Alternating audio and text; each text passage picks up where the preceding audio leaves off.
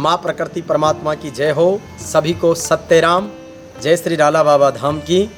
हम हैं बिचूण के पास में श्री पंचमुखी बालाजी श्री दादू दयाल आश्रम, श्रद्धेय संत श्री गोविंदास जी महाराज के सानिध्य में, जिनके गुरुदेव बाबा श्री रामदयाल जी महाराज तपस्वी जी का ये साधना स्थल है।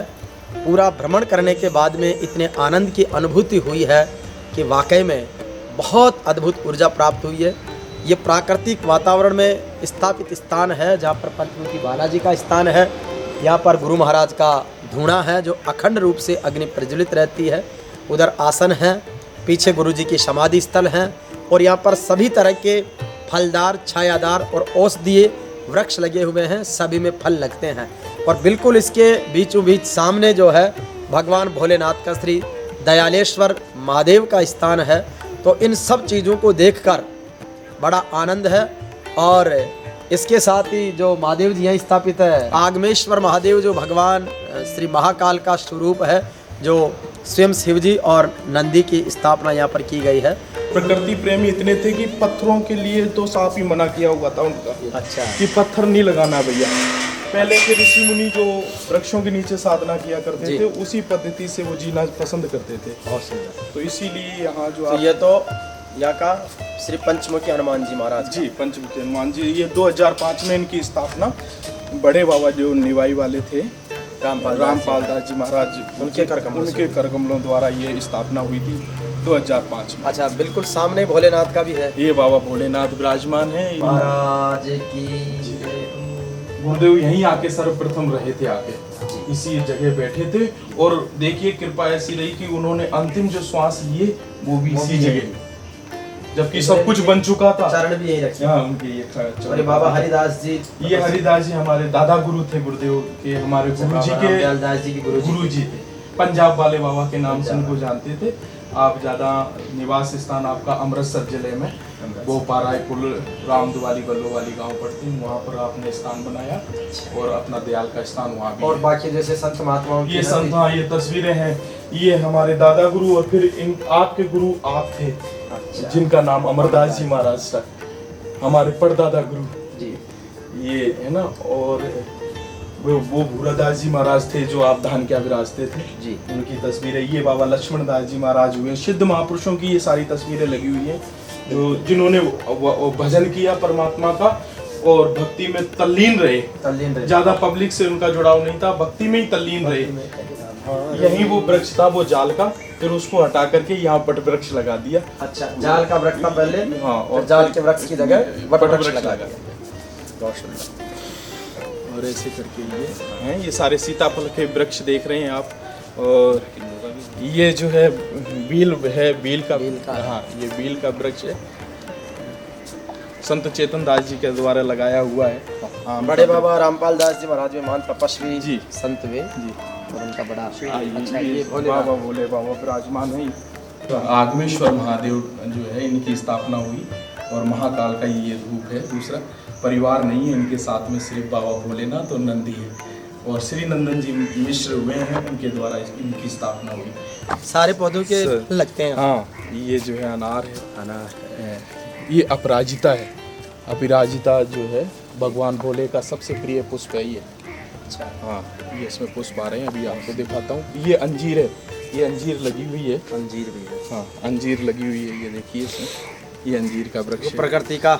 ये काला धतूरा है, परिचय आनंद लेते हुए बरसात भी जी, काला धतूरा। ये अमरूद है ग्राफ्टेड।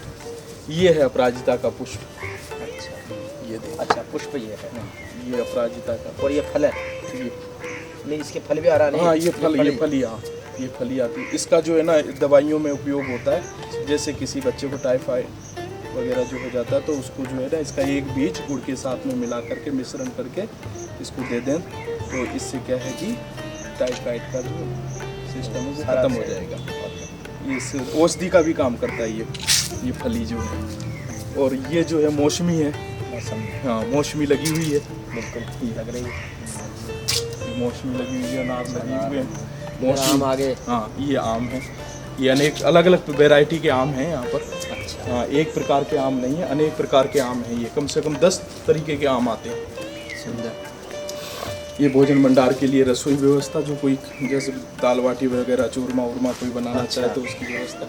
ये ओरिजिनल बादाम है, हाँ, जिसके ऊपर तो मौसम में कितनी का जाती है?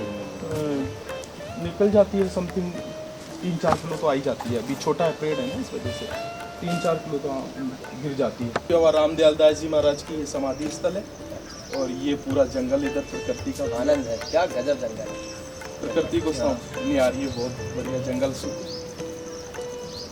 हारी बलिहारी मेरे सतगुरु को बलिहारी, बलिहारी बलिहारी मेरे सतगुरुओं को बलिहारी। ओ बंधन काट किया जीव मुक्ता, बंधन काट किया जीव मुक्ता, अरु सब विपदा निवारी, बलिहारी बलिहारी मेरे सतगुरुओं को बलिहारी, बलिहारी बलिहारी मेरे सतगुरुओं को बलिहारी, बलिहारी बलिहारी मेरे सतगुरुओं को बलिहारी।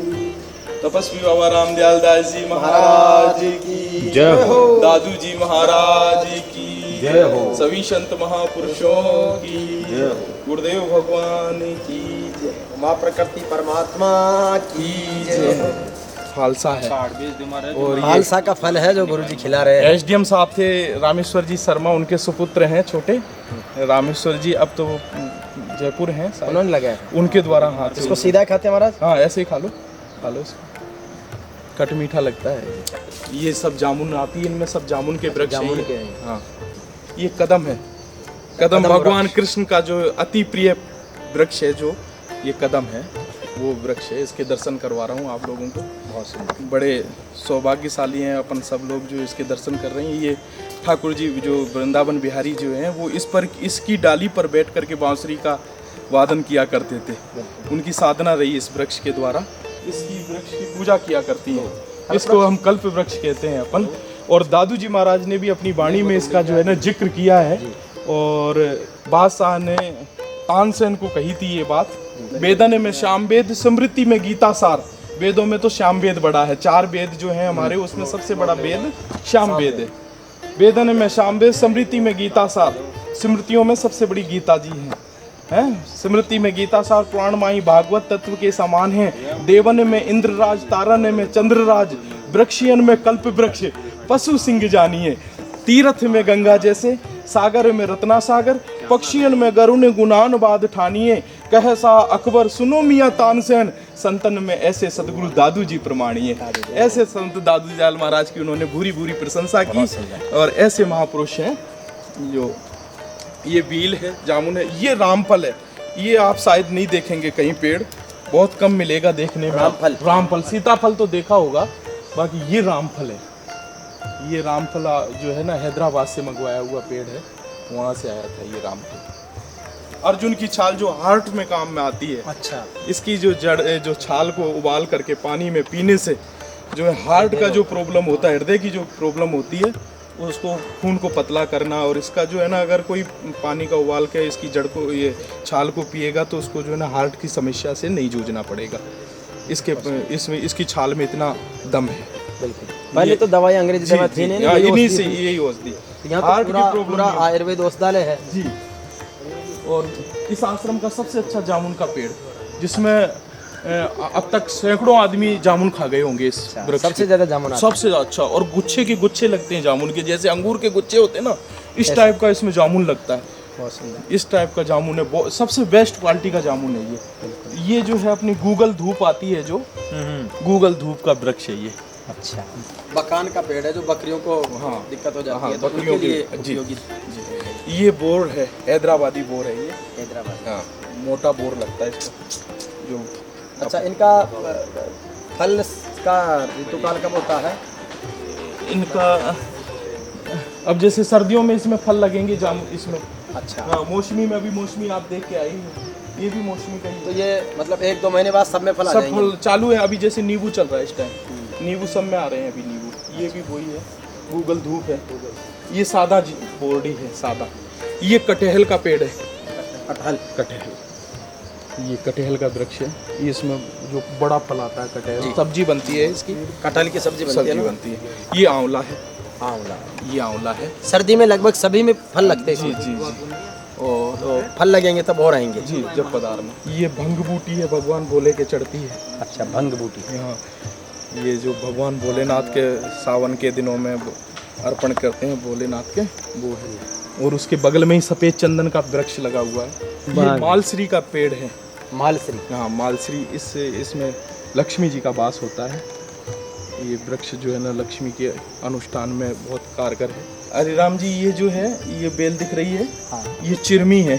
चिरमी मारी चिरामणि। हाँ, जिसे तुलता था सोना पहले।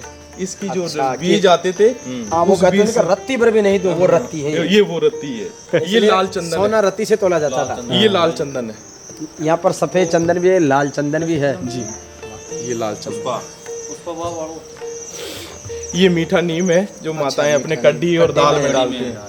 ये कचनार का वृक्ष है सामने। कचनार। सबसे कोमल कली जो होती है वो कचनार की होती है। कचनार की। वो गाना भी है, कच्ची कली कचनार केला है, केला। है ना।